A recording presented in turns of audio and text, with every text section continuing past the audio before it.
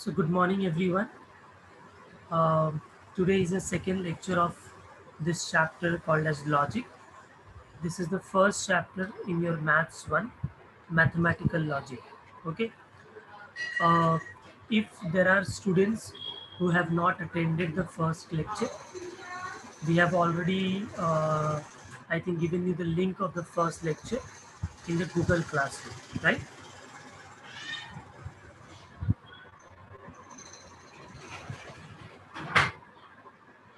So you all can go through that video lecture. If you have missed or not understood, we had covered only one concept in that, and that was about a statement in logic. Maths में logic में हम किसी भी sentence को statement कब बोलेंगे, right? उसको हम लोग ने स्टडी किया था, ठीक है? So before I go ahead with the next concept, I would like to ask few questions to all of you. जिसको भी मैं जिसका नाम लूँगा वो अपने आप को अनम्यूट करके मुझे आंसर करेगा, ठीक है? Shravani Kalekar, unmute yourself. Shravani. Yes sir. आप बता सकते हो हम लोग किसी भी सेंटेंस को स्टेटमेंट कब बोलते हैं लॉजिक में?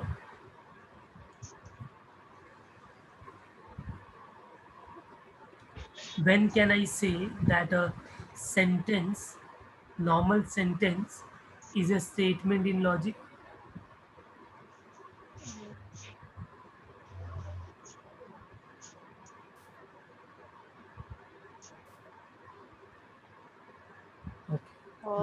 When we can say it's true or false. Okay.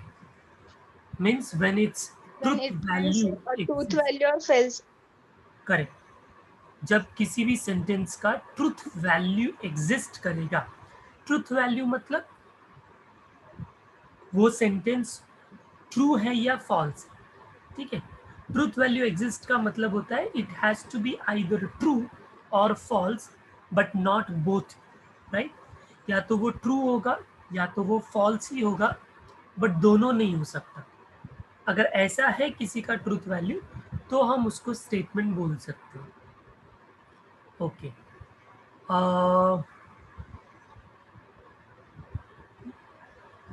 Now next, मैत्री फाटक.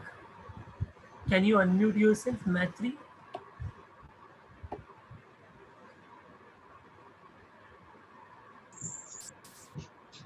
Hello.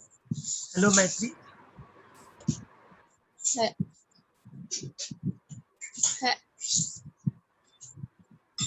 यस मैत्री, कैन यू हियर मी? मेरी आवाज आ रही है मैत्री?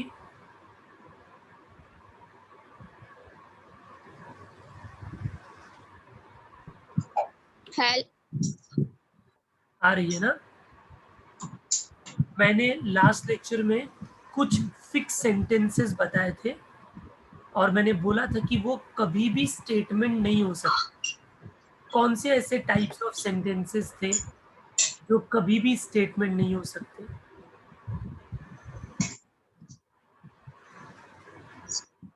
Hello, sir. हाँ मैत्री, बोलो. Sir, am I audible? Yes, yes, you are audible.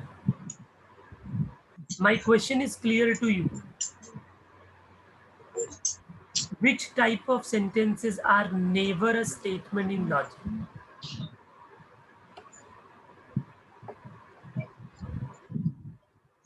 Akshata Shinde, please unmute yourself. Akshata Shinde. Hello, sir. Sir, hello. Sir, बोलो मैत्री, बोलो. hello. Sir, please can you repeat your question? Your voice was breaking. I'm asking which type Yes. of sentences are Okay. never a statement. मैंने कुछ Sir, लिखा था. हाँ लिख के दिया. Yes, sir. Sir, the answer is please give your pen, open the door and open the window. तो कौन सा टाइप, क्या हुआ ये, कैसे क्वेश्चन सेंटेंसेस है ये तो एग्जांपल दिया हमने आपने. बट उसको कुछ पर्टिकुलर नेम है ना. No problem. Akshita, can you answer me? Maitri, mute yourself. Yes. Akshita, Hello, sir. can you tell me? Yes, interrogative sentence, Okay. imperative sentence, Okay. open sentence. And one more. Exclamatory. Yes. Yes. और open sentence मैंने बोला था कि open sentence को हम बना सकते हैं, राइट. बट जिसको नहीं बना सकते स्टेटमेंट, वो कौन से, एक तो इंटरोगेटिव है, दैट इज जितने भी क्वेश्चन मार्क वाले सेंटेंस होंगे they are never statement. Second imperative means order sentences. And third होगा एक्सक्लेमेटरी, एक्सक्लेमेशन साइन जिसके अंदर लास्ट में होगा, उन लोग कभी भी स्टेटमेंट नहीं होंगे. बाकी सब ओपन सेंटेंस को छोड़ के स्टेटमेंट होंगे. ओपन सेंटेंस भी हम बाद में स्टडी करेंगे कि उसको हम लोग स्टेटमेंट कैसे बना सकते हैं. ठीक है. I hope this is what we have done. And first question of the first exercise we have solved, right?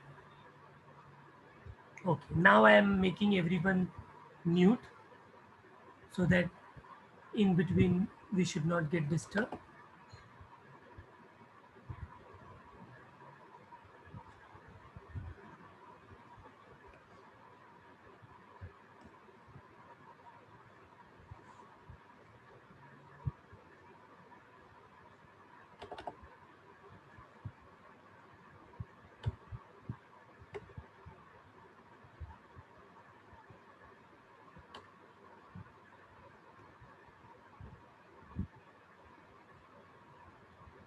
Just a minute, I'm opening the textbook and sharing with you.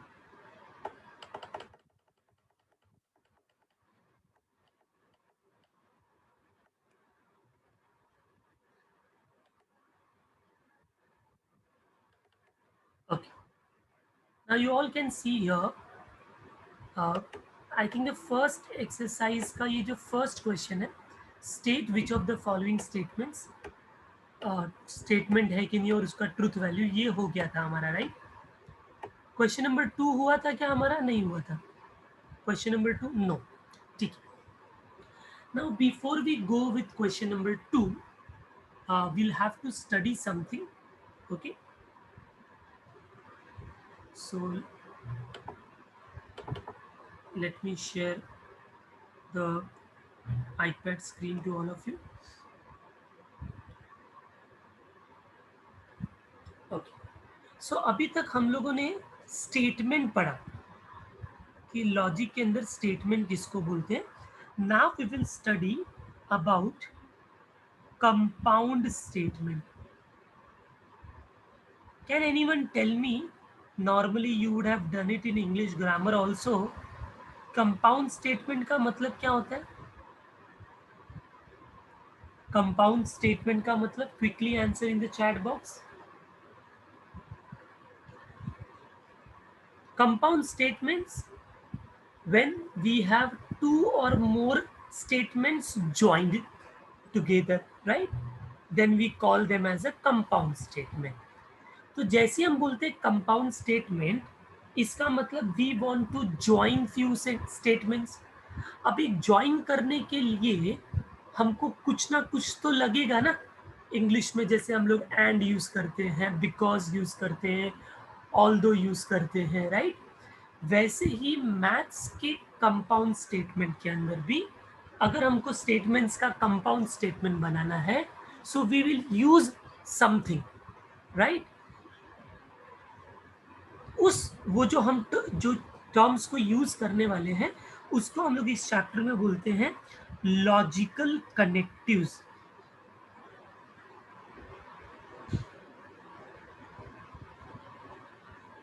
The one which helps, statements to get connected, right?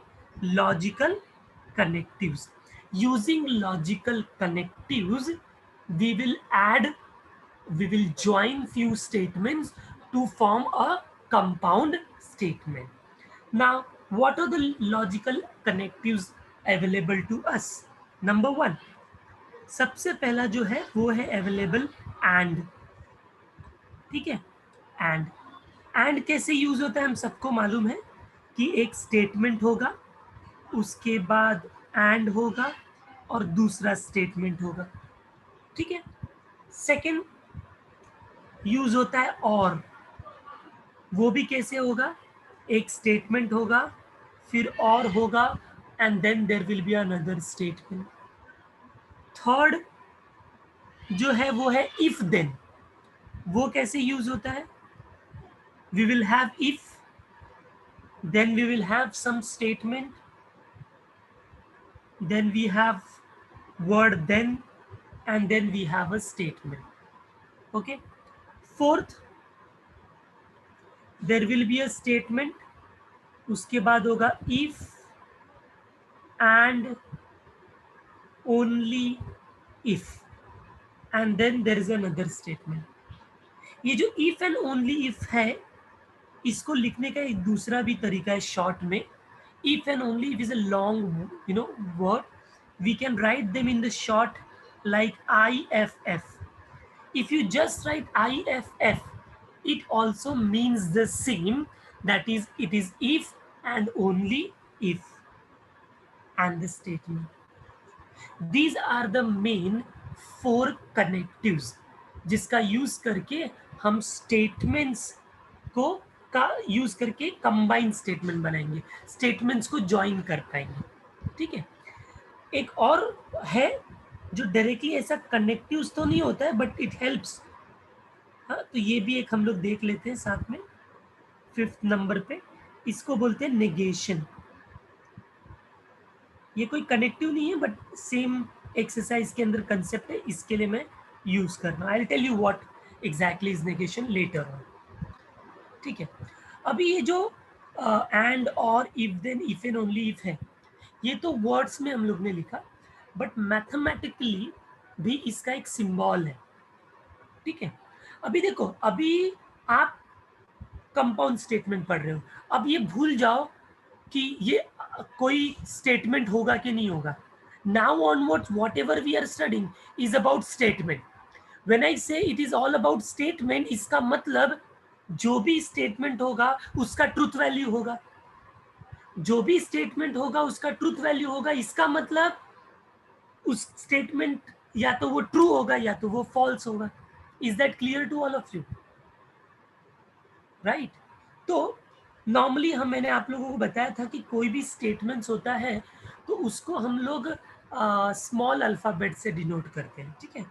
तो suppose मैंने assume किया कि let X P and Q, small Q, are the two statements.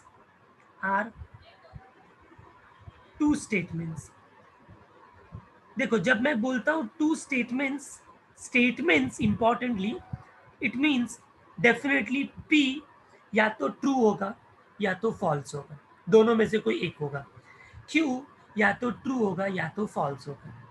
अब symbol वे में अगर suppose दो statement है, एक स्टेटमेंट है पी और दूसरा स्टेटमेंट है क्यू, और बीच में है एंड, तो एंड का जो सिंबल है वो इस तरीके से है. स्मॉल वी होता है ना, उसको हम लोग उल्टा करके लिखते हैं like this. This is for and. थोड़ा सा डिस्टेंस पे लिखता हूं यहाँ पर. This is for and, this is for और. इफ देन के लिए एक सिंगल एरो है. इफ एंड ओनली इफ के लिए arrow at both the ends. और नेगेशन के लिए जो सिमिलैरिटी का सिंबल होता था ना, वो है. अगर कंपाउंड स्टेटमेंट के फॉर्म में लिखना है तो मैं इसको ऐसा लिख सकता हूँ, जैसे दो स्टेटमेंट है, दोनों के बीच में अगर एंड है तो मैं इसको लिखूंगा P and Q like this. और है तो I will write it as P और Q. If P then Q है, then P arrow Q. P if and only if Q है तो P डबल इम्प्लाइज Q. तो जो हम जो वर्ड्स में पढ़ रहे थे ना यहाँ पर, वही सारी चीजें हम अब सिंबल में पढ़ेंगे. इसको हम बोलेंगे P एंड Q, P और Q. इसको बोलेंगे if P then Q. We will say this as if P then Q, इसको बोलेंगे P if and only if Q। और नेगेशन को सिंपली अगर P में लगाया तो नेगेशन P बोलेंगे, Q में लगाया तो नेगेशन Q बोलेंगे। तो ये इसका सिंबल्स है। और अगर कंपाउंड स्टेटमेंट के फॉर्म में लिखना है तो इसको हमको ऐसा लिखना होता है। Is that clear everyone? अभी तक जो भी मैंने बताया है यहाँ पर इस पेज पे, किसी को अगर कोई डाउट है तो raise your question in the chat box.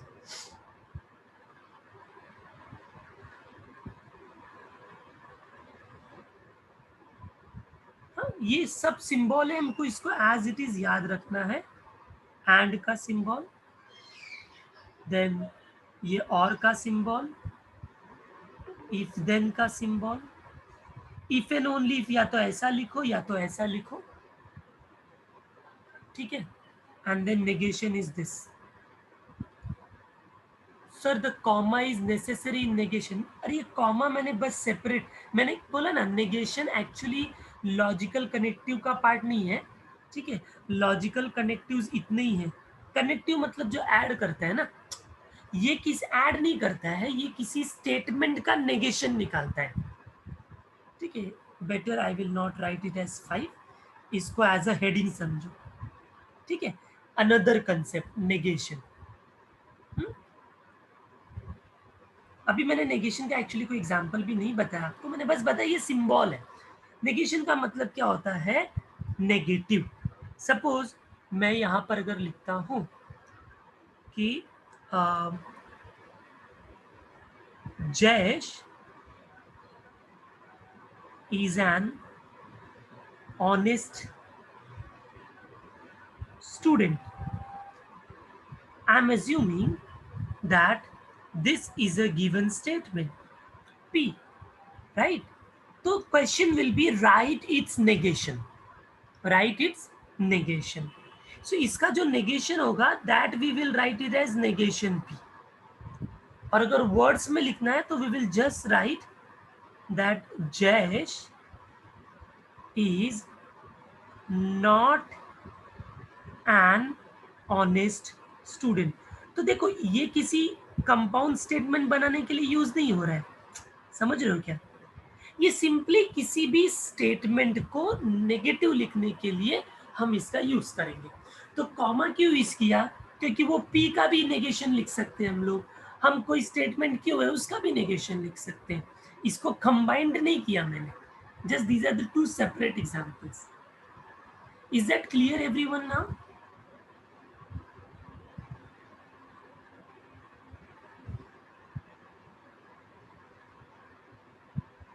Okay,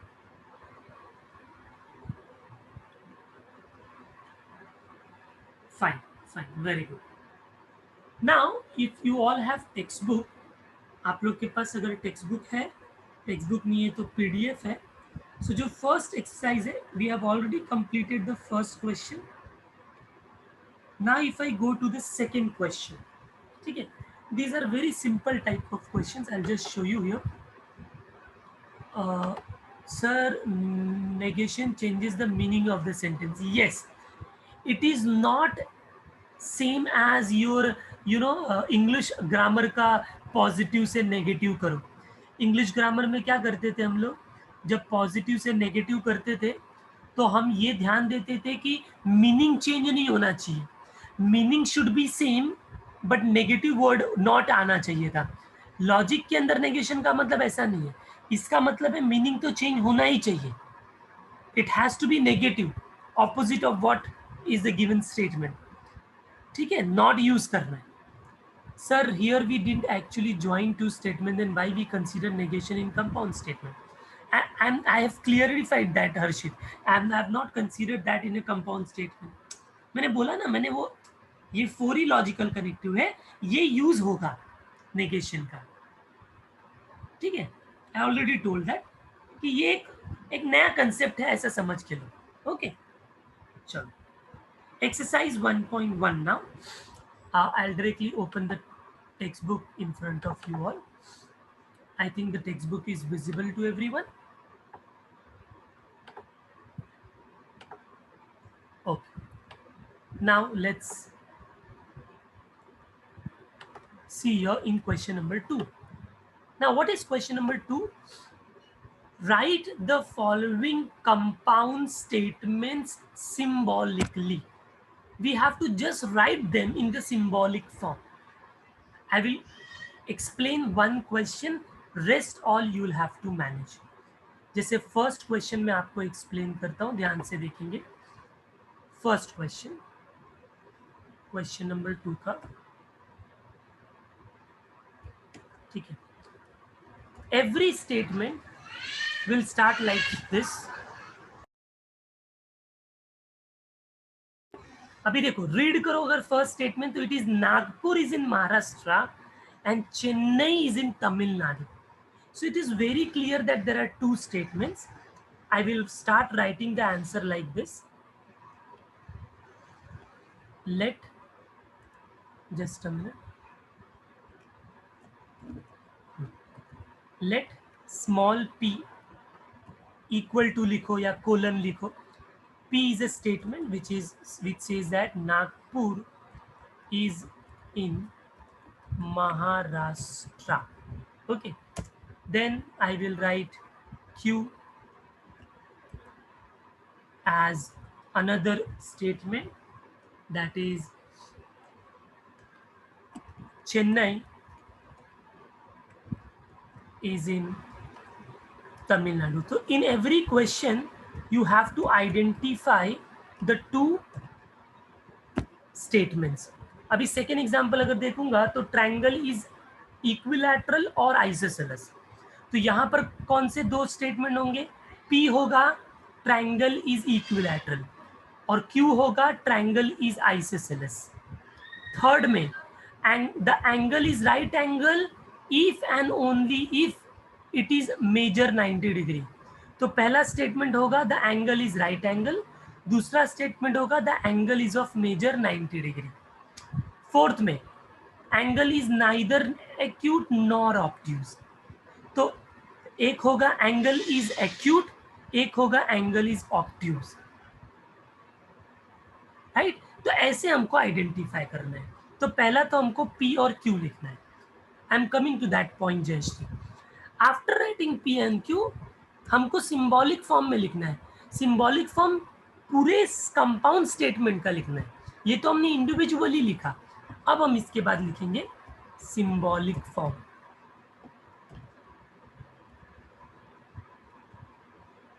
now what is symbolic form? Now we will read Nagpur is in Maharashtra, ये P है. चेन्नई इज इन तमिलनाडु, वो Q है. और उसके बीच में एंड है. इसका मतलब ये हो जाएगा P, फिर एंड का symbol and then Q. This completes your answer P and Q. हो गया.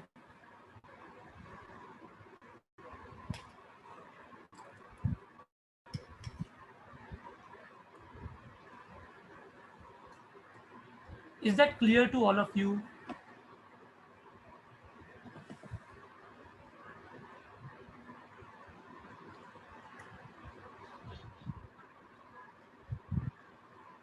Very. So can you just orally tell me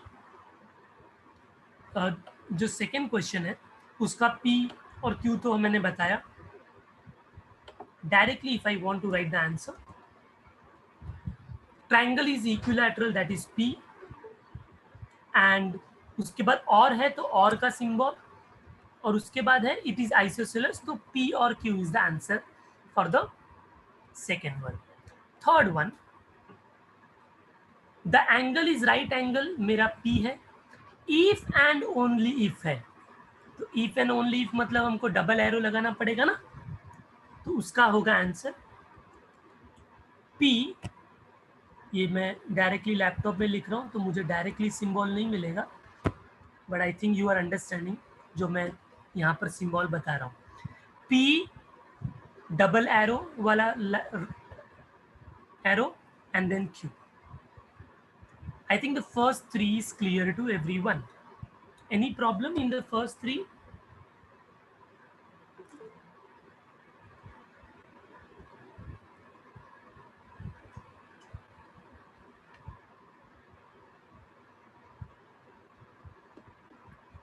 Very good. Now the fourth one. Now fourth one says angle is neither acute nor obtuse. I will write it here separately for the fourth question. So here I will assume let P, ठीक है.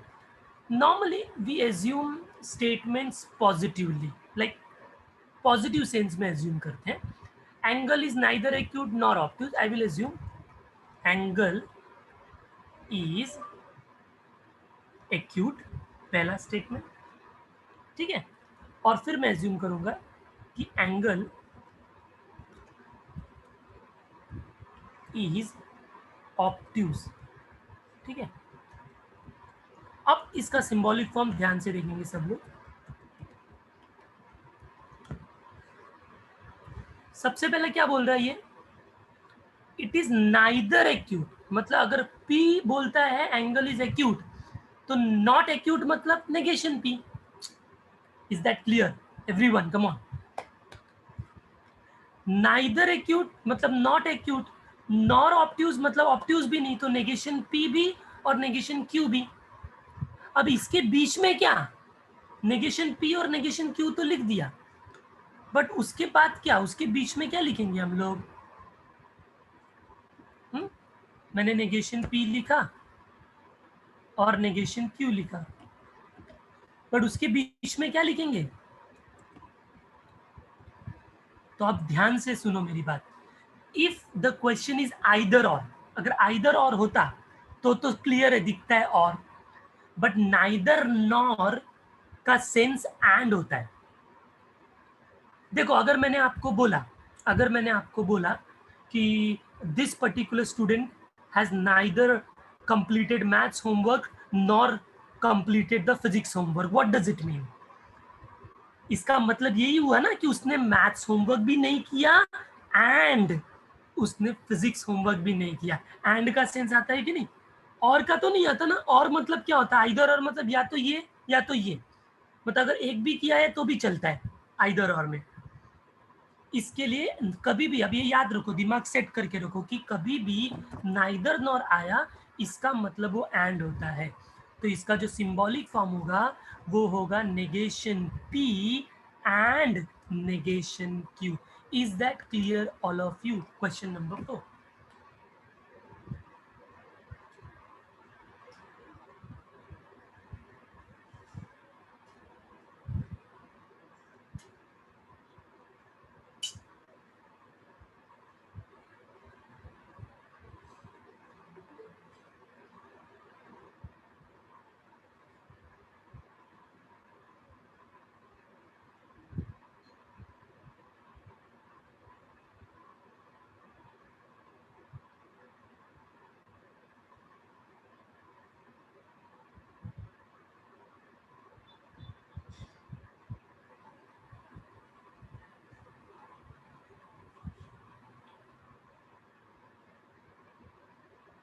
Yes? So it's clear to all of you now. Fifth question. Orally, I will explain you now. Fifth question. I'll write the answer here. If triangle ABC is right angle at B, तो मेरा statement P होगा triangle ABC is right angle at B, and statement Q होगा angle A plus angle C is 90. If then है, इसके लिए इसका symbolic form होगा P implies is P arrow and Q. ठीक है. Next, Hima Das wins gold medal, ये मेरा P होगा. शी रन्स फास्ट यानी हिमा दास रन्स फास्ट, वो Q होगा. बीच में इफ एंड ओनली इफ है, so it will be simply P double arrow Q.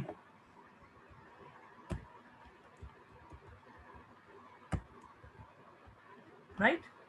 And the last one, x is not irrational number but it is a square of integer. Now here very important, आप P और Q क्या assume करते हो? जैसे मैं यहाँ पर अगर लिखता हूँ, मैंने P assume किया, x is not वाले को नहीं assume किया, not word नहीं लिखा मैंने. देखो आप not लेकर भी कर सकते हो, देखो, अगर मैं फोर्थ क्वेश्चन पे वापस आता हूँ, थोड़ा आपको और क्लियर करता हूँ। Angle is acute, angle is obtuse, मैंने पी एज्यूम किया रहता, angle is not acute. Q assume किया रहता, एंगल इज नॉट ऑब्ट्यूज। अगर ऐसा एज्यूम किया रहता तो फिर मैं इसका जो सिंबॉलिक फॉर्म में नेगेशन लिखा, वो मैं नेगेशन नहीं लिखता, क्योंकि पी में ऑलरेडी नेगेशन है। You understanding my point everyone? Come on. If I would have assumed angle is not acute, angle is not obtuse, I would have written P and Q. But वो habit हमको नहीं रखना है बच्चों, क्योंकि आगे के क्वेश्चन में ना हम अभी करेंगे ना तो थोड़ा उसमें प्रॉब्लम होता है। इसके लिए मैंने आपको पहले से हैबिट डाला है कि आप पॉजिटिव लिखो, बट अगर कोई ऐसा लिखता है तो वो रॉन्ग नहीं है, ठीक है, उसका सिंबॉलिक फॉर्म चेंज हो जाएगा। तो हमको पॉजिटिव का ही हैबिट रखना है। तो x is not irrational number है, तो मैं एज्यूम करूंगा x इज इरेशनल नंबर, ठीक है। एंड जो q है, it is a square of integer, वो तो पॉजिटिव ही है, तो वो एज इट इज लिख दूंगा, x is a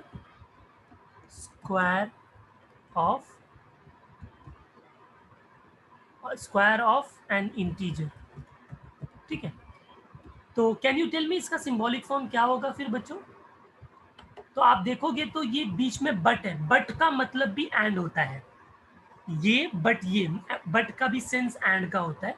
so it will B, पहले का नेगेशन होगा, बीच में एंड होगा, and then it will be simply Q. Yes, question number 2 is clear everyone?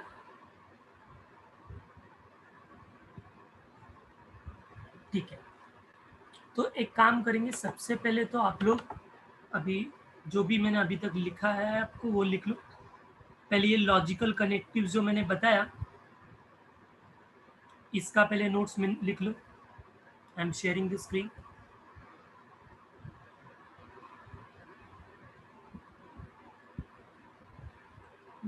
ये पहले इतना कंप्लीट करो लिख के पूरा, and then we will go back to the exercise. इतना लिख कर हो जाएगा तो चैट बॉक्स में यस डन बोलो।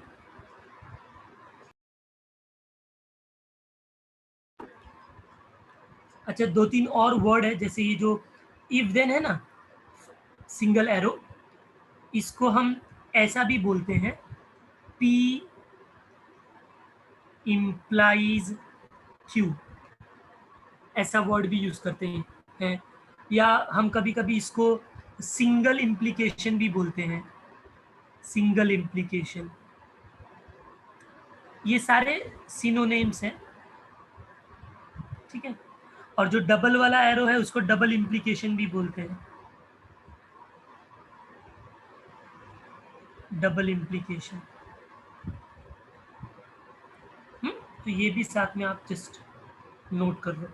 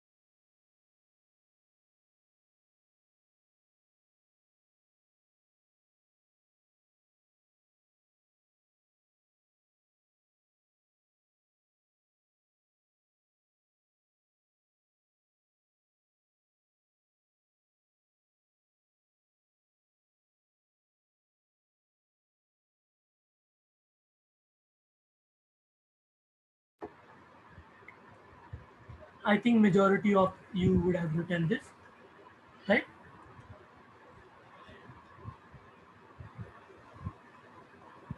Now let's go back to the exercise. और ये नोट कर लो, क्वेश्चन नंबर 1 कंप्लीट नोट कर लो, क्वेश्चन नंबर 4 नोट कर लो कंप्लीट, और क्वेश्चन नंबर 7। बाकी तो मैंने डायरेक्ट लिखा है, आपको आंसर डायरेक्ट नहीं लिखना है, सबका स्टेप सही होता है बट वो घर पे लिखना। फिलहाल अभी आप आंसर डायरेक्टली नोट कर लो।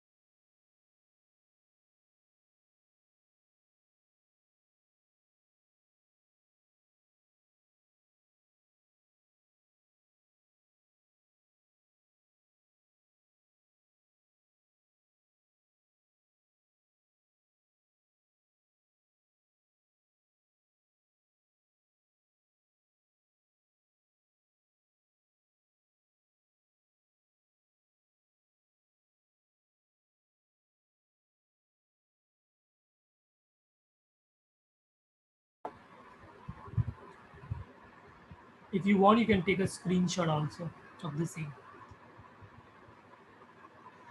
Okay. Now moving ahead to the question number 3.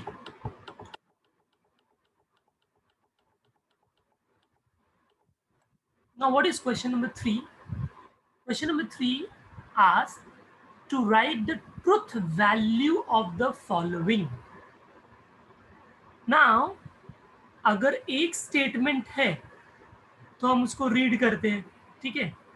For example यहाँ पर अगर मैं एक ही स्टेटमेंट बोलूँ 4 इज ऑड, बस मैं इतना ही बोलूँ 4 is odd, and if I ask you what is the truth value of this statement 4 is odd, can you tell me please? 4 is odd, ये स्टेटमेंट का ट्रूथ वैल्यू क्या है? ट्रूथ वैल्यू इवन नहीं होता, ट्रूथ वैल्यू मतलब true या false. तो definitely आप बोलोगे सर ये फॉल्स है, ठीक है। तो अगर सिंगल स्टेटमेंट है तो उसका ट्रूथ वैल्यू आपने बता दिया, राइट। जैसे और एक स्टेटमेंट मैंने लिया 1 इज प्राइम इंडिविजुअल, तो इसका क्या होगा? ये ट्रू है कि फॉल्स है? इसका truth value Saisha 1 is prime, no, prime number start ही 2 से होता है, right. The first prime number is 2 and so on. 1 - 1 0 are neither prime nor composite. तो इंडिविजुअली था तो हम लोग आराम से इसका ट्रूथ वैल्यू बता पाए, राइट। लेकिन अभी तो ये और के साथ कंबाइंड हो सकता है, दोनों स्टेटमेंट एंड के साथ कंबाइंड हो सकता है, इफ देन के साथ कंबाइंड हो सकता है, इफ एंड ओनली इफ के साथ कंबाइंड हो सकता है, नेगेशन विगेशन के साथ भी कंबाइंड हो सकता है, यस और नो। तो हमको जब पूछ रहा है कि कंपाउंड स्टेटमेंट का ट्रूथ वैल्यू क्या होगा, तो ऐसा तो मैं नहीं बोल सकता ना जो पी का ट्रूथ वैल्यू है वही कंपाउंड का होगा। फिर क्यू वाला बोलेगा भाई मैंने क्या गलती किया, फिर बोलेगा क्यू वाले का जो है वो। सो हमको ये देखना पड़ेगा कि कंपाउंड स्टेटमेंट का ट्रूथ वैल्यू क्या होगा। उसके लिए हम लोग को एक और कंसेप्ट सीखना पड़ेगा and then we can go to question number 3। So sir then ये स्टेटमेंट नहीं रहेगा ना, ट्रूथ वैल्यू भी है एंड फॉल्स भी है, कैसा आप बोल रहे हो क्रिश? कहाँ पर ट्रू भी है और फॉल्स भी है? 4 इज ऑड, ये फॉल्स ही है, ये ट्रू है ही नहीं। 1 इज प्राइम, वो फॉल्स ही है, ट्रू है ही नहीं। किधर आपको ट्रू भी है और फॉल्स भी है लग रहा है? नहीं हो सकता कभी भी। ठीक है, एक इंडिविजुअल स्टेटमेंट जब मैं बोलता हूं, एक इंडिविजुअल स्टेटमेंट वो कभी भी ट्रू और फॉल्स दोनों नहीं हो सकता है। Now when we are combining, जब हम उसको कंबाइन करते हैं तो मुझे कंबाइंड करने के बाद जो कंपाउंड स्टेटमेंट मिला है उसका ट्रूथ वैल्यू निकालना है। उसके लिए हम लोग एक कंसेप्ट नया सीखने जा रहे हैं, ठीक है, just a minute.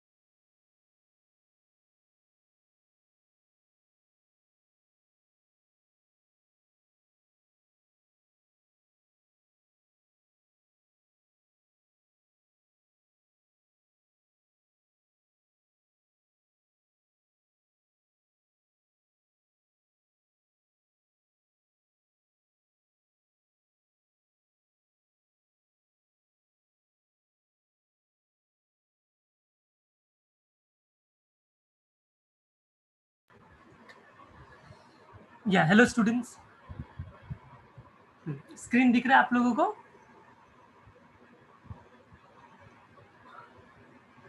I think मैं म्यूट हो गया था। I'll explain it again. When we are talking about compound statements, ये 4 टाइप्स के कंपाउंड स्टेटमेंट्स होंगे ना स्टूडेंट्स। देखो, या तो P एंड Q होगा, या तो P और Q होगा, इफ P देन Q होगा, या तो P if and only if Q होगा। तो अगर मुझे ओनली P के बारे में पूछूं इंडिविजुअली, तो डेफिनेटली इसका ट्रूथ वैल्यू हमको मालूम होगा, राइट? या तो ट्रू या तो फॉल्स। अगर मैं क्यों इंडिविजुअली बात करूं तो उसका भी ट्रूथ वैल्यू मालूम होगा, या तो ट्रू या तो फॉल्स। बट मुझे फाइंड आउट करना है कंबाइंड का, कंपाउंड स्टेटमेंट का ट्रूथ वैल्यू। उसको करने के लिए मैंने पहला कंसीडर की ट्रूथ वैल्यू निकालूंगा कंपाउंड स्टेटमेंट का। तो क्या पॉसिबिलिटी हो सकता है एंड का? तो देखो, P एंड Q यानी दो स्टेटमेंट जिसको मैं कंबाइन कर रहा हूं एंड से, पॉसिबिलिटी फर्स्ट हो सकता है कि दोनों स्टेटमेंट ट्रू ट्रू हो, राइट? पहला भी ट्रू है, दूसरा भी ट्रू है, और फिर वो कंबाइंड एंड में, तो हमको एंड का ट्रूथ वैल्यू बताना है। ये भी हो सकता है कि पहला वाला ट्रू हो फिर दूसरा वाला फॉल्स हो। ये भी हो सकता है पहला वाला फॉल्स हो दूसरा वाला ट्रू हो, और ये भी हो सकता है कि पहला भी फॉल्स है और दूसरा भी फॉल्स है। ये 4 पॉसिबिलिटीज हो सकते हैं दो स्टेटमेंट्स को अगर मैं कंबाइन करता हूं तो। Is that clear to all of you? और डू यू थिंक दैट इससे कम होना चाहिए या इससे ज्यादा होना चाहिए? तो वो भी बताओ।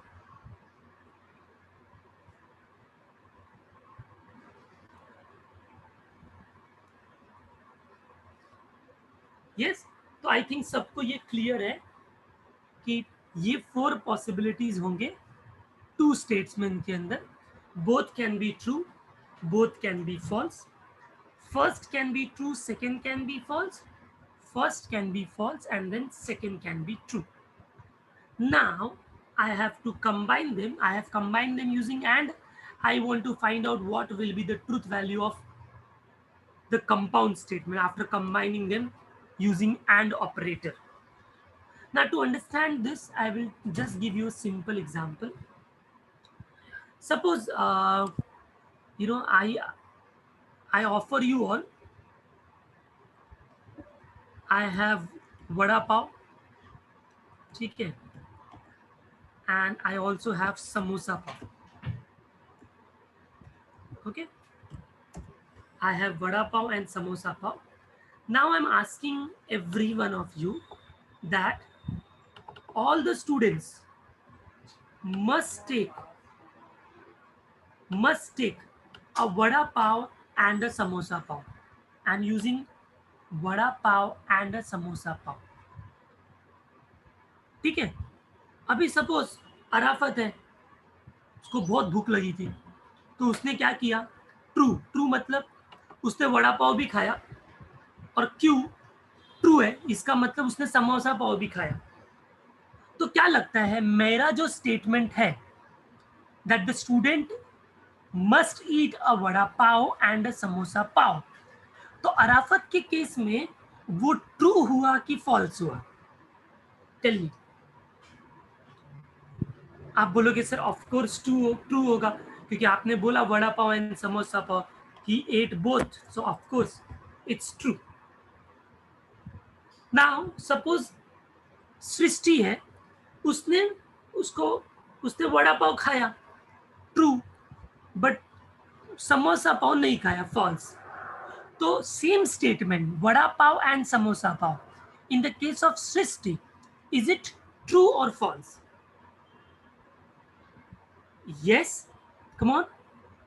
It is false. Those who are saying, one student saying true, it's wrong. Kyun?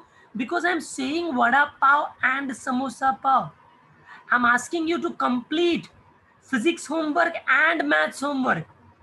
If you just come up with physics homework and you have not done with the maths homework, it is not accepted. If you have done the maths homework and not done the physics homework, not accepted. And matlab both must be done. So true and false also gives you false. Similarly, false and true will again give you false. Is it clear everyone? Vada pav नहीं खाया, समोसा पाव खाया. और last वाला है वड़ा पाव भी नहीं खाया, समोसा पाव भी नहीं खाया, वो तो डेफिनेटली फॉल्स ही होगा ना. Not done the first one, not done the second one also. Is this table clear to everyone? आपको टेबल रट्टा नहीं मारना है, आपको समझ के लेना है. एंड के अंदर जब जो दो स्टेटमेंट को मैं कंबाइन कर रहा हूं, अगर वो दोनों स्टेटमेंट ट्रू है, तो true and true will only give true. If any one is false, the answer is going to be false. And this is also in case of 3 statements. Suppose 3 statement लिया, तीनों के बीच में and, P and Q and R. अभी ये compound statement कभी true होगा? जब P भी ट्रू होगा, Q भी ट्रू होगा and R भी ट्रू होगा. All the 3 true. अगर एक भी फॉल्स हो गया तो आंसर फॉल्स हो जाएगा. Is that clear everyone? मैंने बोला vada pav, samosa pav and sandwich. Everyone have to eat a vada pav and a samosa pav and a sandwich. Yes? इस केस में क्या होगा, थोड़ा मैं टेबल बना के बताता हूं आपको, रुक जाओ.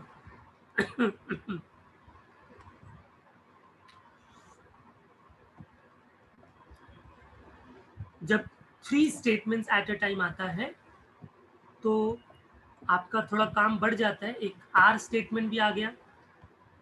And now because of third statement there will not be only 4 possibilities, because the possibility will increase. How? It can be true, true, true, the first possibility, right? It can be true, true, false, another possibility, like that. Then it can be true, false, true. It can be true, false, false. Then it can be false, true, true. It can be false, false, false. Are you understanding this point what I'm saying? समझ रहा है कि आप लोग को? False, true लिखते हैं यहाँ पर. Then another it can be false, false, true. फिर false, false, false. 8 possibilities. आप बोलोगे सर ऐसे तो हम कंफ्यूज हो जाएंगे सर, आपने तो कैसे लिख दिया मालूम नहीं. तो इसका एक शॉर्टकट है लिखना का तरीका है. शॉर्टकट क्या है मालूम है? पहला स्टेटमेंट होगा ना, जब 3 स्टेटमेंट्स आएंगे तो की बात कर रहा हूँ, पहले 2 का बताता हूँ शॉर्टकट. 2 स्टेटमेंट रहेगा तो क्या करने का मालूम है? पी देखो, पी में पहले 2 बार ट्रू लिखने का, 2 बार फॉल्स, और क्यू में ऑल्टरनेट ट्रू फॉल्स. समझ गया सबको? देखो ऑब्जर्व करो इसको ध्यान से, ऑब्जर्व इट केयरफुली. पी के पहले 2 स्टेटमेंट ट्रू, फिर 2 फॉल्स, और क्यू में ऑल्टरनेट ट्रू फॉल्स. ऑटोमेटिकली सारे पॉसिबिलिटीज कवर हो जाते हैं. वैसे ही जब 3 स्टेटमेंट रहेगा तो क्या करने का मालूम है? पी में पहले 4 ट्रू, फिर नेक्स्ट 4 फॉल्स लिखने का पी में. क्यू में 2 ट्रू, 2 फॉल्स, फिर 2 ट्रू, फिर 2 फॉल्स, और आर में ऑल्टरनेट ट्रू फॉल्स. ऐसे लिखोगे तो सारे पॉसिबिलिटीज कवर हो जाएंगे. तो आपको जैसे मैंने लिखा T T T T T F, ऐसा लिखने की जरूरत नहीं है. उसमें मिस्टेक हो सकता है, उसमें रिपीट हो सकता है. ऐसा लिखने का 4 times true, 4 times false, 2 times true, 2 times false, and then true false, true false, true false. हाँ, अब हम इनका कंबाइन कर रहे हैं. तो P and Q and R. अभी ये क्या होगा? एंड तीनों, तो true, true, true is only true, right? बाकी सबके सब फॉल्स होंगे. क्यों? बिकॉज ट्रू, ट्रू, फॉल्स, एक तो काम नहीं किया ना इसने सैंडविच नहीं खाया, बट एंड था. एंड मतलब तीनों होना चाहिए काम. तो इसका मतलब इसके बाद के जितने भी होंगे वो सबके सब फॉल्स होंगे, क्योंकि सबके सब में कोई ना कोई एक फॉल्स तो है ही. तो सबको ये क्लियरली समझ में आ गया.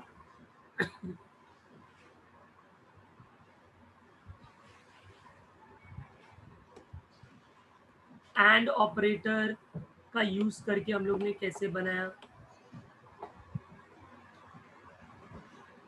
Okay,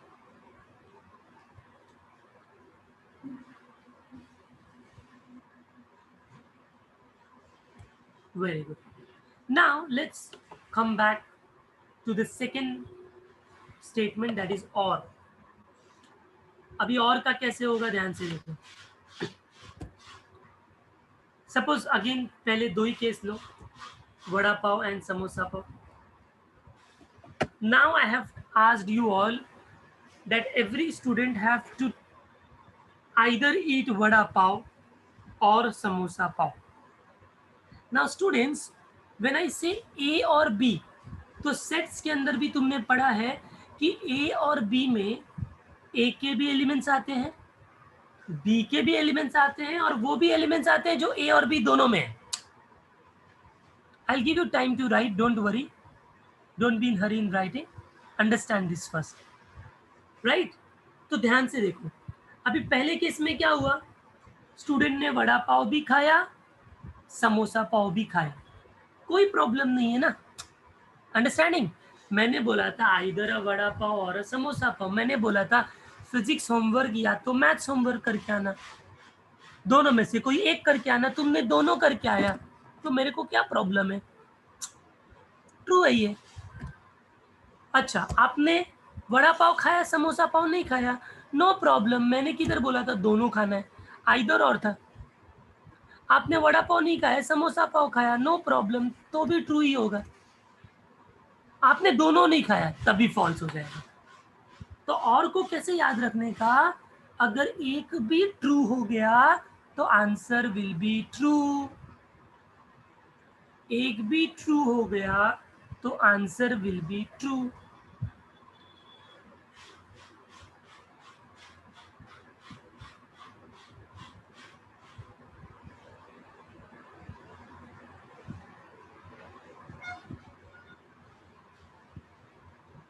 yes Ishwar, the same I said. And में एक भी फॉल्स निकल गया तो फॉल्स, सारे ट्रू तो ही ट्रू, और के अंदर एक भी ट्रू है तो ट्रू, सारे फॉल्स तो फॉल्स। तो अगर मैं 3 के केस में अगर बनाने जाऊं, P और Q और R, तो क्या होगा P और Q और R के केस में, सोचो।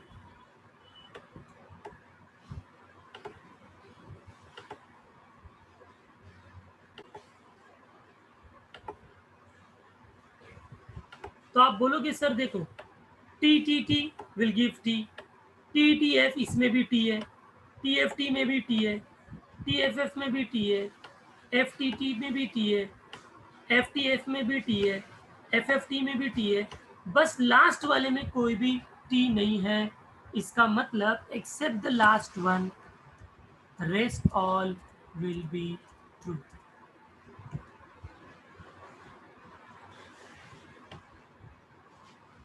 Is that clear to everyone?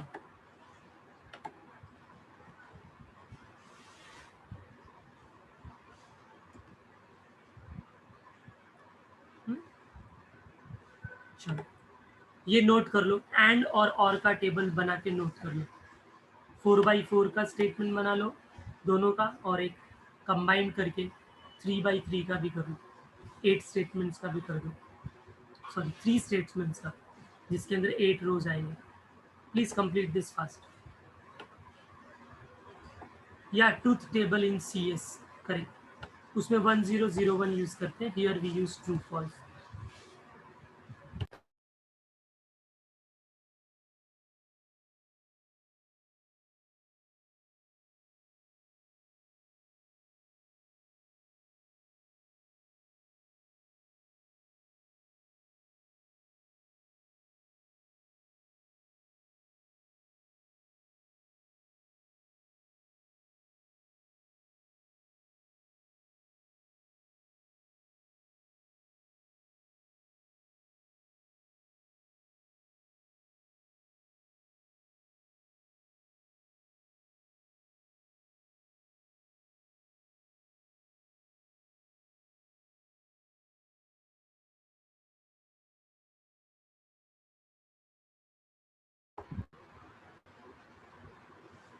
Let me know if it is completed, okay?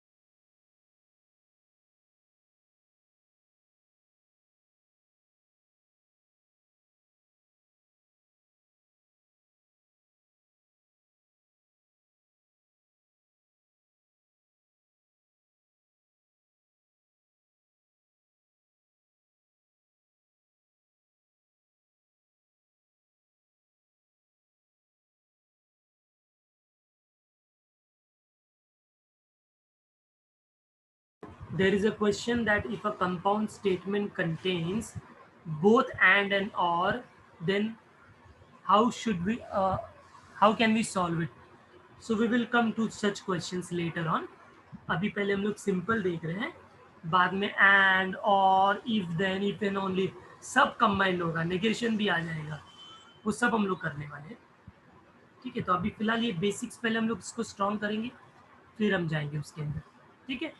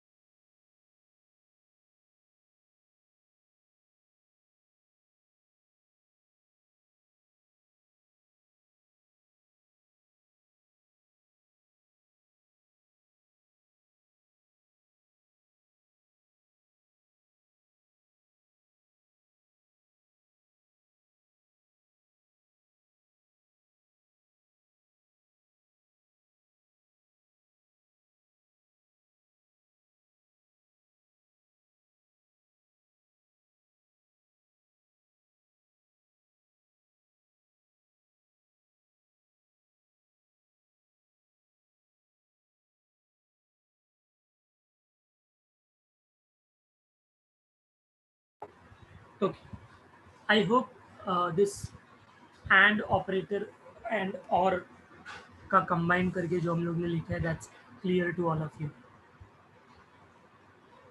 Okay, now the third logical connective that is if then. ठीक है, so let's come here for if then.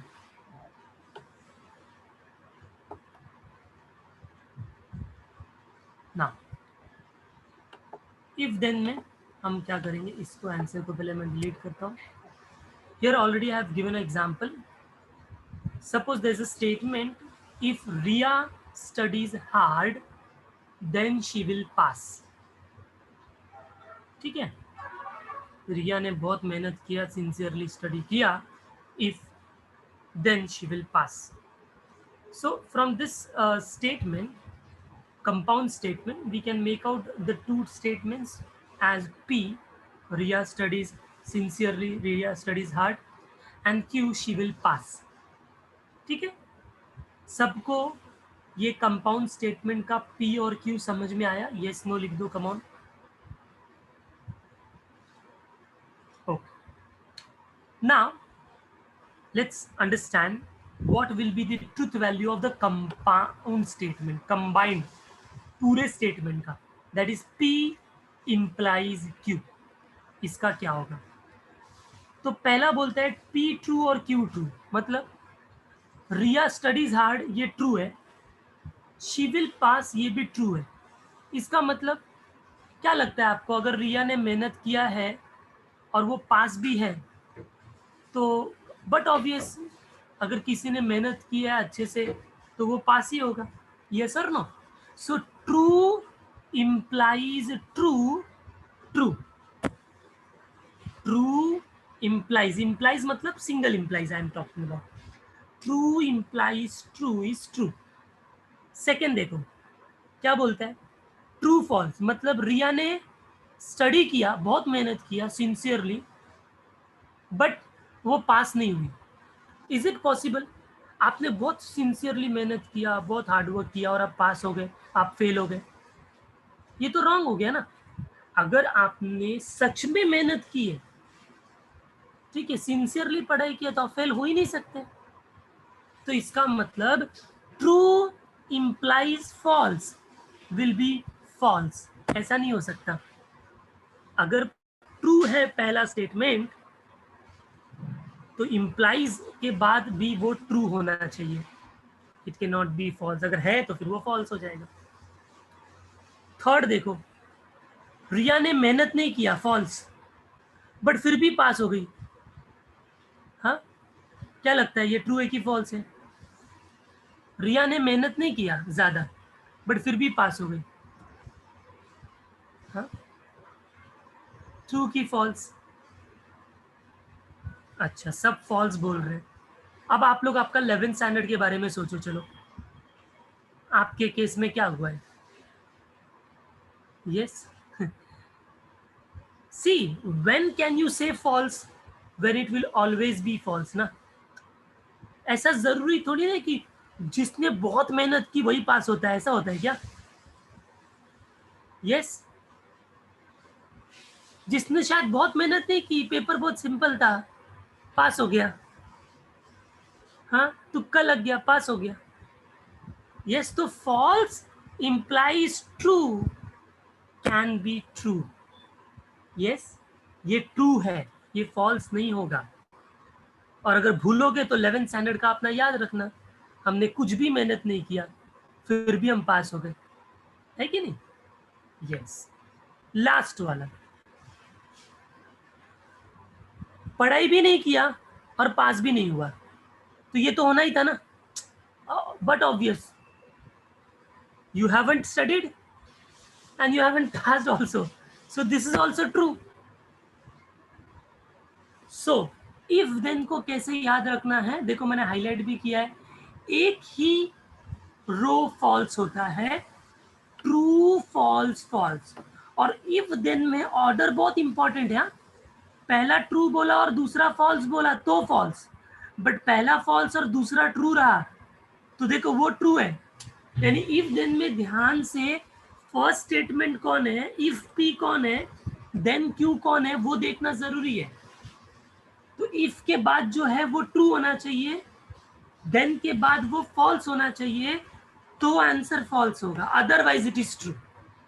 Is that clear everyone? तो इसको short में, जैसे and को short में क्या याद किया हमने, एक भी फॉल्स तो फॉल्स, और को कैसे याद किया, एक भी ट्रू तो ट्रू। वैसे इफ देन को कैसे याद रखोगे, पहला ट्रू दूसरा फॉल्स तो answer false, otherwise it is true. तो ये इफ देन का टेबल हो गया। ओके, नेक्स्ट आता है if and only if. If and only if, if and only if का मतलब क्या होता है? जैसे क्वेश्चन आएगा P if and only if Q। So actually P if and only if Q का मतलब होता है if P then Q and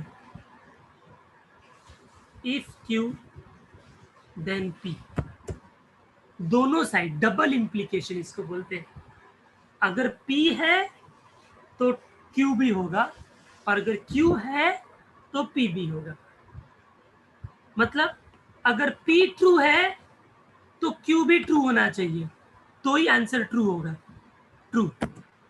अगर Q ट्रू है तो P भी ट्रू होना चाहिए। तो देखो, इधर से देखोगे या इधर से देखोगे, आंसर सेम आएगा। सिमिलरली अगर P फॉल्स है तो Q फॉल्स है, और अगर Q फॉल्स है तो P भी फॉल्स है, तो ये भी ट्रू होगा।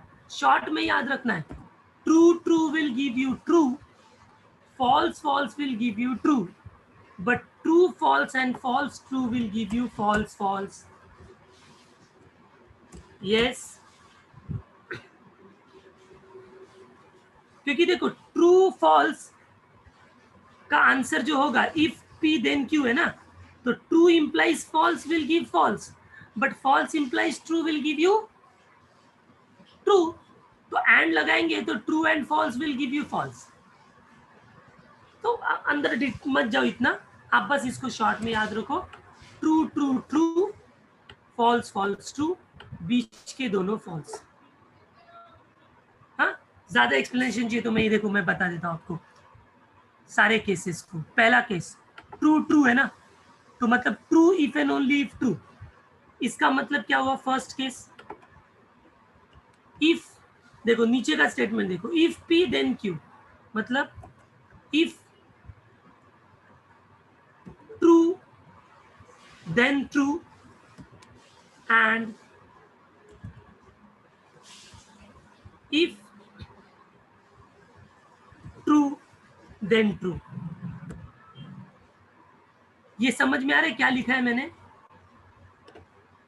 आई थिंक आप थोड़े कंफ्यूज हो जाओगे इससे, मैं दूसरे तरीके से एक्सप्लेन करता हूँ। ऐसा समझो कि ये है P इंप्लाइज Q, ठीक है, अलग अलग कर देता हूँ मैं, और ये है Q implies P. ठीक है,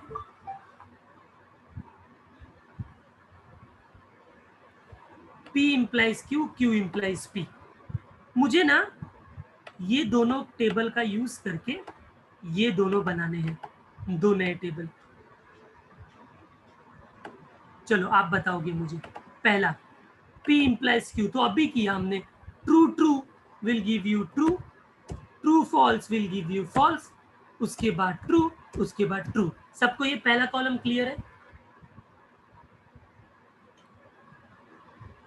पहला कॉलम क्लियर है? P implies Q, just now we have done same. अभी मुझे बताना है Q implies P. आप बोलोगे सर सेम होगा क्या? नहीं, ऑर्डर इंपॉर्टेंट होता है implies के अंदर.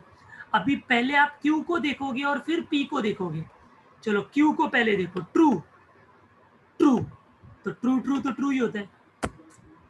उसके बाद फॉल्स ट्रू, फॉल्स ट्रू भी ट्रू होता है. उसके बाद ट्रू फॉल्स, ट्रू फॉल्स एक ही तो होता है जो फॉल्स होता है.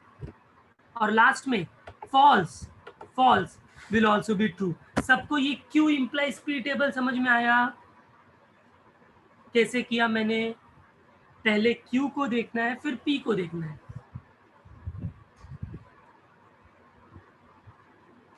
ठीक है, it's like multiplication. Why you are like, समझ रहे हो? मैं जो समझा रहा हूँ वो समझो ना. It is like multiplication plus. वो क्यों किसी से एनालॉग कर रहे हो? जो बता रहा हूँ वो दो सोचो पहले.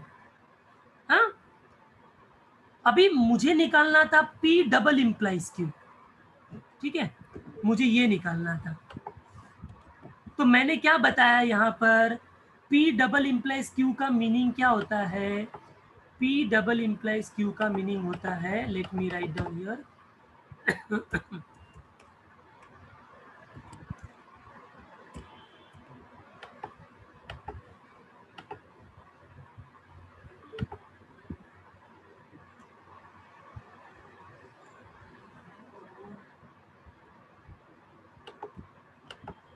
जस्ट अ मिनट, ये सिंबल नहीं जा रहा. हाँ, now I will right P double implies, sorry, Q. इसका मतलब होता है if P then Q and if Q then P. Symbol में लिखूंगा तो क्या होगा? if P then Q, and मतलब ये वाला सिंबल, एंड उसके बाद if Q then P. सबको समझ में आया? ये जो मैंने थर्ड कॉलम इसके अंदर बनाया है, P डबल इंप्लाइज Q का मतलब P if P then Q and if Q then P. अभी देखो, मुझे फाइंड करना है P डबल इंप्लाइज का ट्रुथ टेबल, बट वो होता है इसके इक्वल. यानी इसका जो ट्रुथ टेबल होगा वही इसका ट्रुथ टेबल होगा. अभी इसका कैसे निकालेंगे?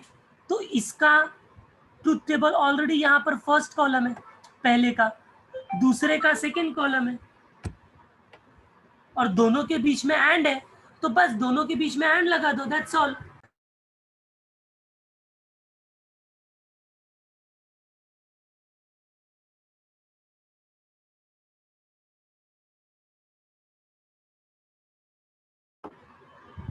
यस एवरीवन, अब मुझे बताओ, इन दोनों के बीच में एंड है ना, तो मुझे आंसर बताओ. चलो पहले का ट्रू एंड ट्रू, आंसर क्या होगा? True and true, it will be true, right?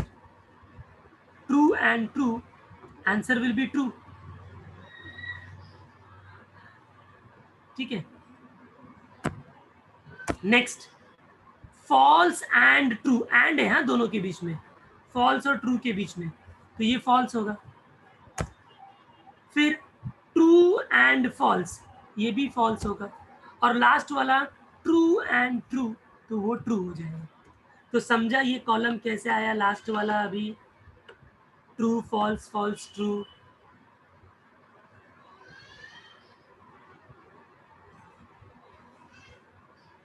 Yes, हाँ. सो ये हुआ if P then Q and P if and only if Q. तो ये दोनों टेबल अभी कंप्लीट करो. Come on.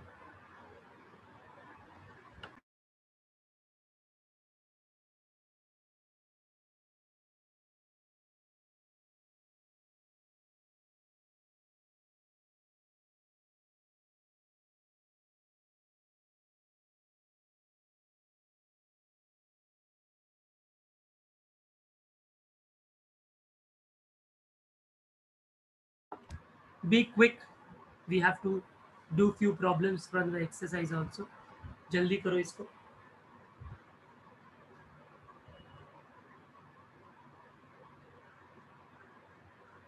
ये वाला कॉलम भी बना लो अंडरस्टैंडिंग के लिए.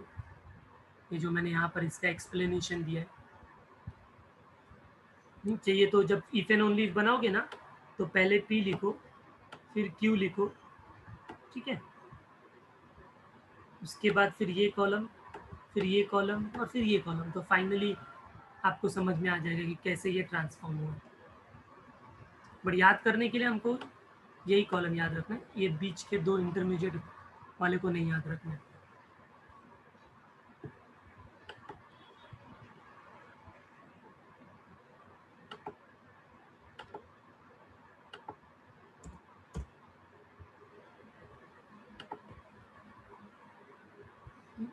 Write it fast and say done.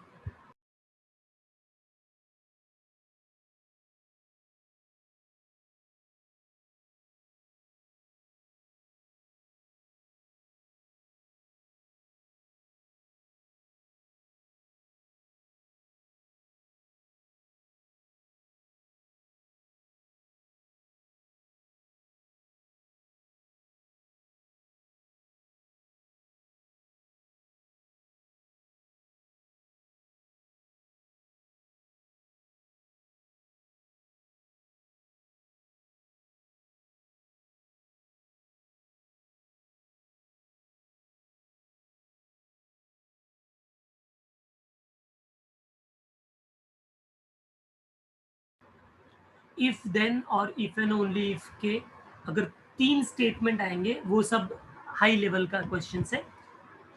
वो लेटर ऑन ऐसे कंबाइंड क्वेश्चंस आएंगे, वो हम लोग बाद में डिस्कस करेंगे. ठीक है. फिलहाल अभी हम बेसिक P और Q के बीच में इफ देन लगा, P और Q के बीच में इफ एंड ओनली इफ है, तो क्या करना है वो हमको अभी पहले स्टडी करना है. ठीक है. आई थिंक सबका हो गया होगा ये. एक लास्ट, दैट इज नेगेशन. बहुत ही सिंपल है. यहाँ पर देख सकते हैं हम लोग. अगर मैंने बोला मेरा एक स्टेटमेंट है P, रिया इज स्टडिंग, तो नेगेशन P का मतलब सिंपली क्या होता है, उसका नेगेटिव, दैट्स ऑल. तो नेगेशन P मतलब रिया इज नॉट स्टडिंग. तो ये कोई कंपाउंड स्टेटमेंट नहीं है, ये एक सिंबल हमने नया पढ़ा है. अगर P ये है तो नेगेशन P देख लो क्या है, जस्ट ऑपोजिट. ट्रू है तो फॉल्स, ट्रू है तो फॉल्स, फॉल्स है तो ट्रू, फॉल्स है तो ट्रू. वैसे ही अगर Q का नेगेशन देखेंगे तो ट्रू तो फिर इधर फॉल्स, इधर फॉल्स तो इधर ट्रू, फिर ट्रू, फिर फॉल्स तो ट्रू. तो ये हो गया नेगेशन. Q का नेगेशन और P का नेगेशन में कोई रिलेशन नहीं है, they are independent of each other. Please complete the last table of negation also.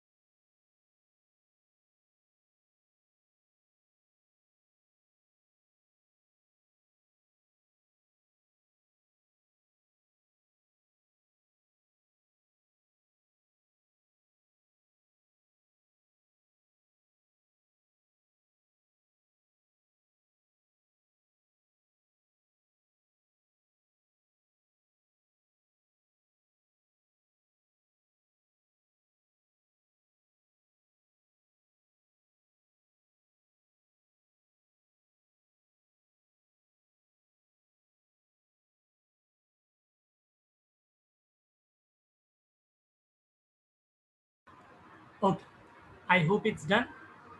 Now let us go back to the textbook. Exercise 1.1, first question. Sorry, question number third. Write the truth values of following statement. मैं directly आपको note pad पे ही बता रहा हूँ. जैसे first question है यहाँ पर जो हमने डिस्कस किया था. 4 is odd और 1 is prime. सब लोग ध्यान से देखो यहाँ पर. हमको इसका ट्रूथ वैल्यू लिखना है. किसी भी कंपाउंड स्टेटमेंट्स का अगर आपको ट्रूथ वैल्यू लिखना है, you have to write that compound statement in symbolic form first. Symbolic form में लिखने के बाद ही हम उसका ट्रूथ वैल्यू फाइंड आउट कर पाएंगे. सो व्हेंस वी से सिंबॉलिक फॉर्म, तो सबसे पहले हम उसका पी एज्यूम करेंगे. P statement that 4 is odd, then Q 1 is prime, and therefore its symbolic form.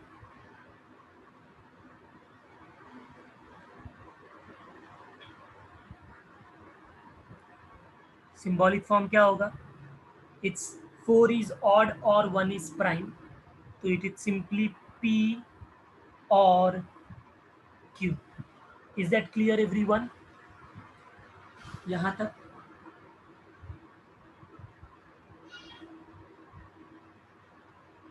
Okay. अब हमको इसका ट्रूथ वैल्यू लिखना है, तो therefore truth value of this compound statement equal to. अब ये पूरा कंपाउंड स्टेटमेंट है, इसका ट्रूथ वैल्यू लिखना है, तो वो डिपेंड करता है पी और क्यू के ऊपर. तो पी सोचो, पी क्या है? 4 is odd. What is the truth value of P? So we know it is false, तो एफ लिखने का कैपिटल. उसके बाद और है तो और लगाने का. उसके बाद बोला है क्यू. क्यू क्या है? 1 इज प्राइम. वो ट्रू है कि फॉल्स है? वो भी फॉल्स है. तो फाइनली हमारे पास बचा क्या? फॉल्स और फॉल्स. अब याद करो टेबल, और में अगर दोनों फॉल्स है तो आंसर क्या होता था? फॉल्स. तो ये फाइनल आंसर हो गया आपका कि ये जो कंपाउंड स्टेटमेंट है इसका ट्रूथ वैल्यू फॉल्स होगा. Is that clear everyone? सबको समझ में आ गया?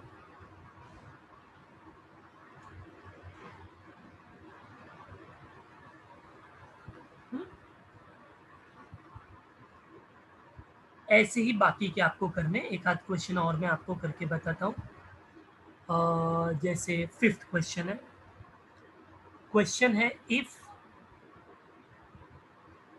3 into 5 is equal to 8, then 3 plus 5 is equal to 15. So in solution, सबसे पहले हम इसको symbolic form में लिखेंगे. So P will be the first statement that 3 into 5 is 8. Then second statement, 3 plus 5 is 15, and therefore its symbolic form, ये if और then वाला है तो symbolic form होगा P implies Q. And finally इसका truth value. तो truth value क्या होगा?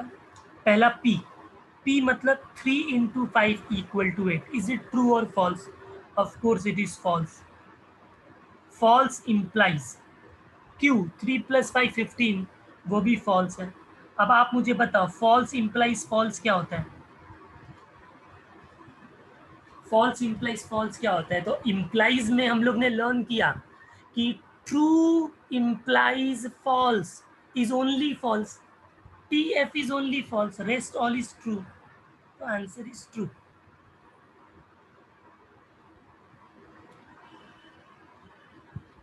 Okay. Let me do one more problem. Fourth one. Question है, it is not true that 5 minus 3i is a real number. Now this question is quite different than the rest of the questions. Why? Can you tell me the statements in this compound statement? Which are the statements hidden in this line? So you will realize, sir, this is not a compound statement. It is just a one statement. And that one statement is only this, that 5 minus 3i is a real number. It is not true that it is not a statement alone, right? It is talking about the 5 minus 3i only. ऐसा नहीं बोला ना 5 minus 3i is a real number and 5 minus 3i is a complex number. ऐसा लिखा रहता, then there are two different statements.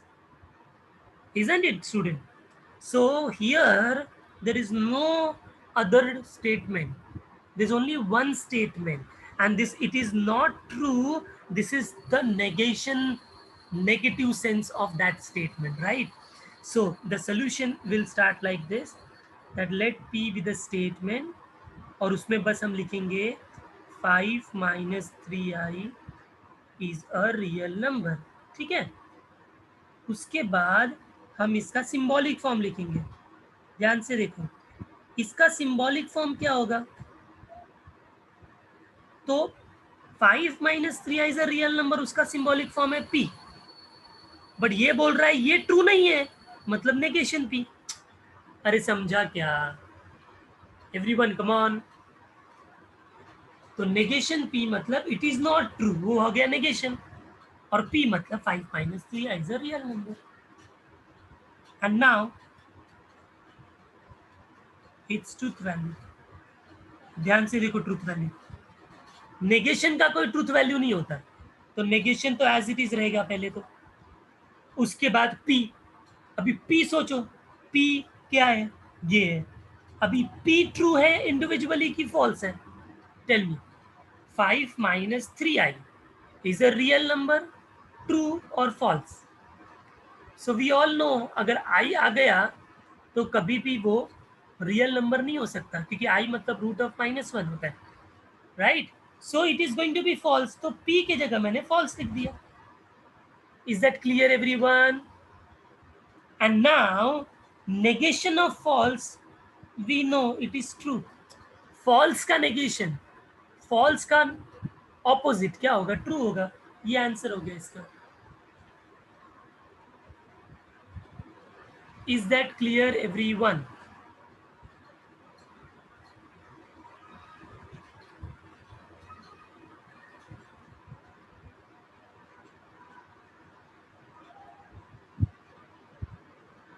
Sure, very good.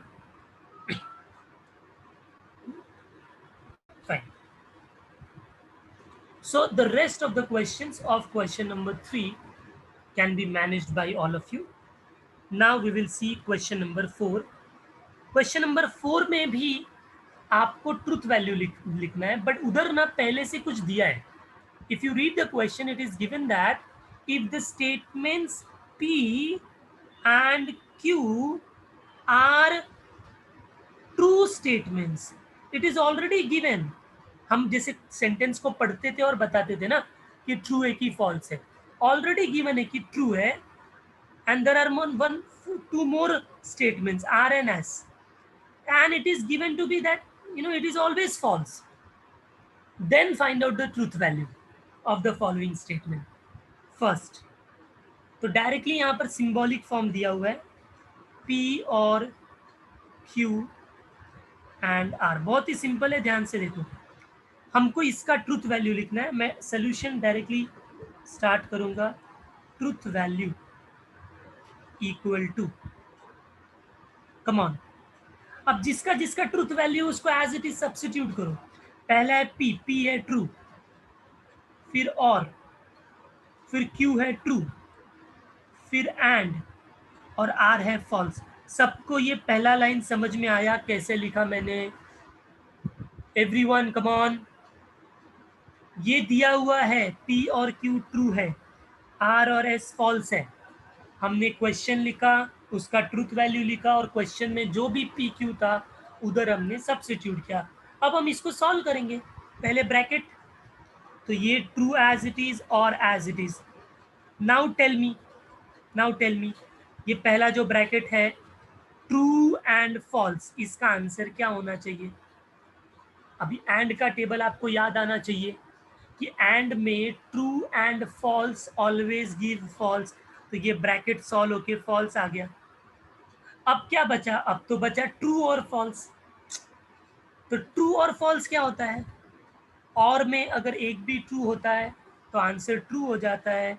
तो बस हो गया आंसर आपका फर्स्ट का। आई थिंक सबको समझ में आ गया कैसे किया हम लोगों ने।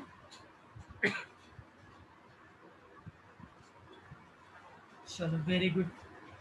एक हाथ और थोड़ा डिफिकल्ट वाले भी करता हूँ मैं, जैसे क्वेश्चन नंबर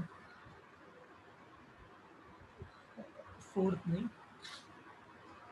5। देखो क्वेश्चन है negation R double implies P then single implies negation Q. डरने का नहीं, ध्यान से देखो। ट्रूथ वैल्यू,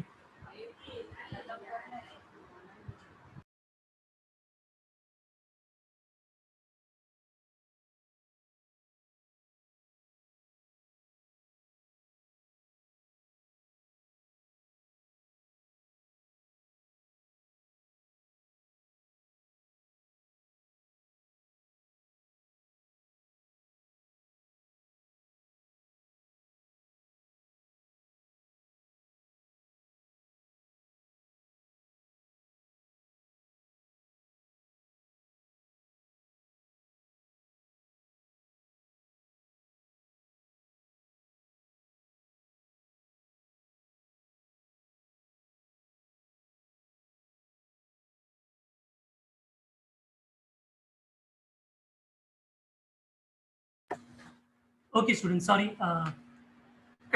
हाँ, सो इसका ट्रूथ वैल्यू कैसे लिखेंगे हम लोग? ध्यान से देखो। ब्रैकेट, नेगेशन मैंने पहले ही बोला था कुछ नहीं होता है, नेगेशन एज इट इज लिख दूं। अभी आर है, तो आर तो हमको मालूम है आर और एस फॉल्स है, तो इसका मतलब ये हो गया नेगेशन ऑफ एफ, उसके बाद डबल इम्प्लाइज, उसके बाद है पी, पी तो ट्रू है तो उसको एज इट इज लिख दिया, then single implication, then negation, और फिर क्यू, क्यू ट्रू है। फर्स्ट स्टेप क्लियर सबको? Yes no come on. First step clear everyone? Okay. अभी सबसे पहले नेगेशंस को सॉल्व करो। अभी पहला है टर्म नेगेशन फॉल्स, तो negation of F is T, double implies as it is, t as it is, single implies negation of t false. Next, now the bracket. Now we can see the bracket. T double implies t. What is the answer? T double implies t. It's t. Yes, if and only if का first वाला है ये, तो ये t हो गया। बचा क्या? Single implies f, right? अब t सिंगल implies f क्या होता है? तो हमको मालूम है T F always give F, तो इसका आंसर एफ हो गया। Have you all understood? समझ में आया सबको एक कैसे कर रहे हैं हम लोग? Good. One last problem of this type of the question, 8th one.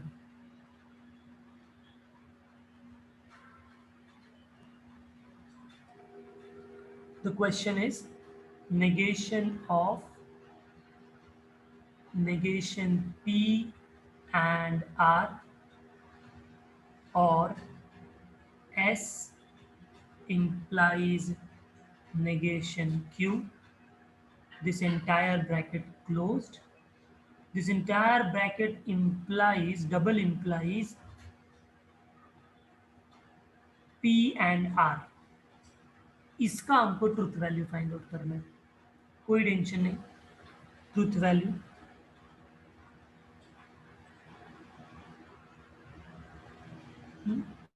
लिखते जाओ और नेगेशन को एज इट इज. बाकी ट्रू फॉल्स हमको मालूम है. P और Q ट्रू है, R और S फॉल्स है, right. So first bracket negation true and R is false or S is false implies negation Q is true, bracket close. Double implies P is true and R is false. सबको first step समझ में आ गया?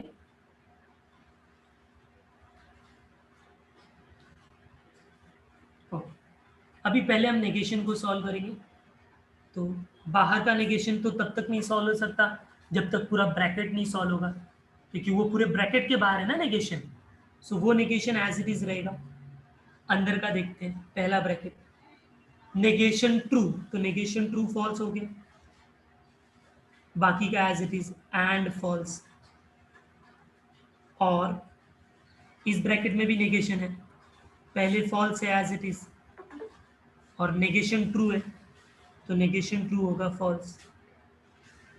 Bracket close. Double implies. अब ये वाला जो है इसमें तो कोई नेगेशन नहीं है, वो तो डायरेक्ट सॉल्व हो जाएगा. ट्रू एंड फॉल्स क्या होगा answer? True and false. Yes, it will be false. अब हम ब्रैकेट सॉल्व करेंगे अंदर वाले. पहला ब्रैकेट बोलो आंसर. फॉल्स एंड फॉल्स, तो false and false is false. और है बीच में. Next bracket false implies false. Implies, हाँ, false implies false. So we know about implies कि इंप्लाइज में ट्रू फॉल्स फॉल्स होता है, बाकी सब ट्रू होता है. तो ये ट्रू हो गया, ये पूरा ब्रैकेट सॉल्व हो गया. देखो डबल इंप्लाइज एफ. अब ये डबल इंप्लाइज तो तब तक रुकेगा जब तक ये पूरा सॉल्व नहीं होता. अब अगला स्टेप फॉल्स और ट्रू, ये ब्रैकेट सॉल्व हो सकता है. तो फॉल्स और ट्रू क्या होगा? तो और में एक भी ट्रू है तो ट्रू होगा, तो ये पूरा ब्रैकेट सॉल्व होकर ट्रू हो गया. और बाहर नेगेशन है, double implies F. Now this negation can be solve. तो negation of true, negation of true होता है फॉल्स. तो फॉल्स डबल इंप्लाइज फॉल्स. और फॉल्स फॉल्स में अगर डबल इंप्लाइज है तो उसका आंसर होता है ट्रू. तो ये आपका फाइनल आंसर. सबको समझ में आया ये कैसे किया हम लोगों ने?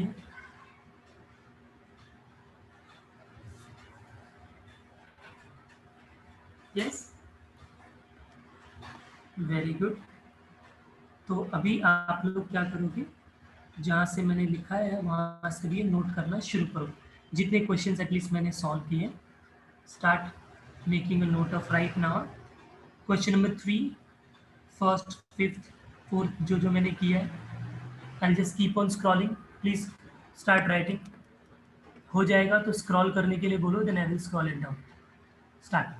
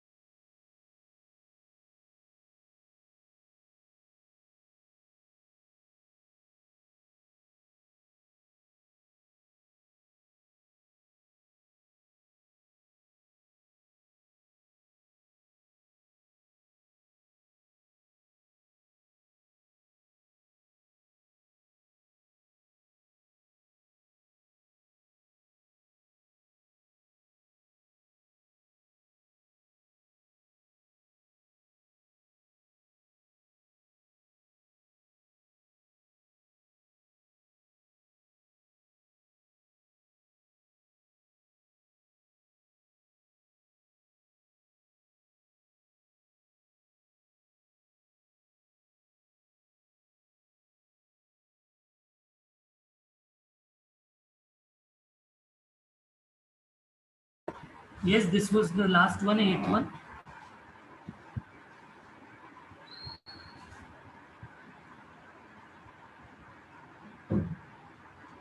You can raise your hand so that I can see if you have completed.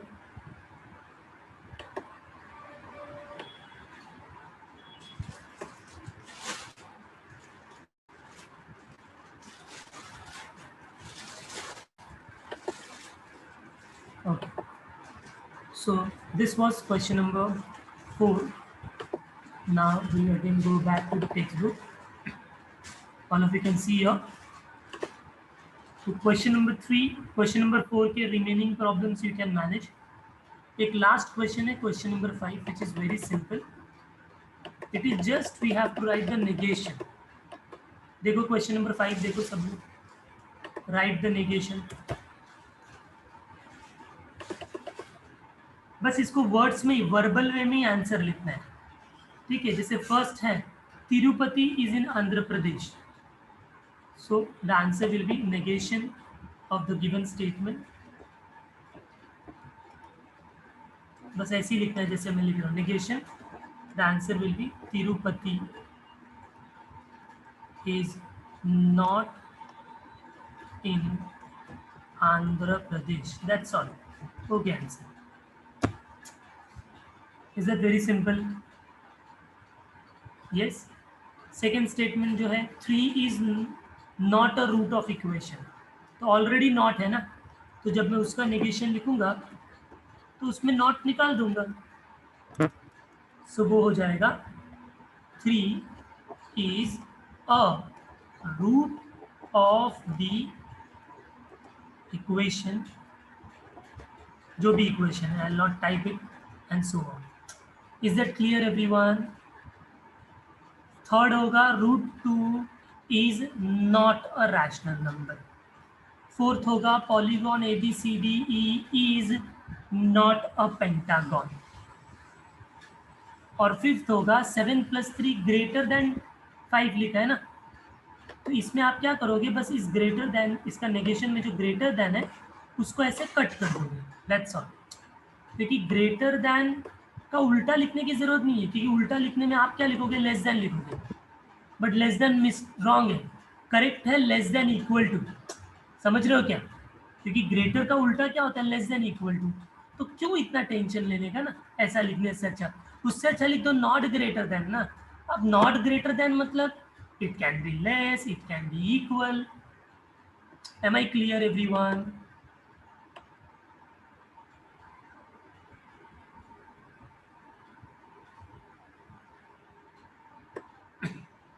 Okay.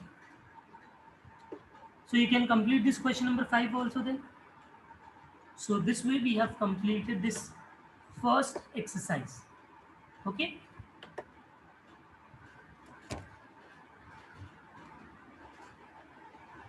So in the next class we will start with the second exercise. I'll tell you the prerequisite of the second exercise. जो हमने truth table किया and और if then if and only if, और जो negation किया, इसका बहुत ज़्यादा यूज़ होगा, बहुत प्रैक्टिस उसकी लगेगी. तो वो टेबल को हमको अच्छे से लर्न करके आना है नेक्स्ट क्लास में. Okay, fine then, that's all for today. Thank you very much.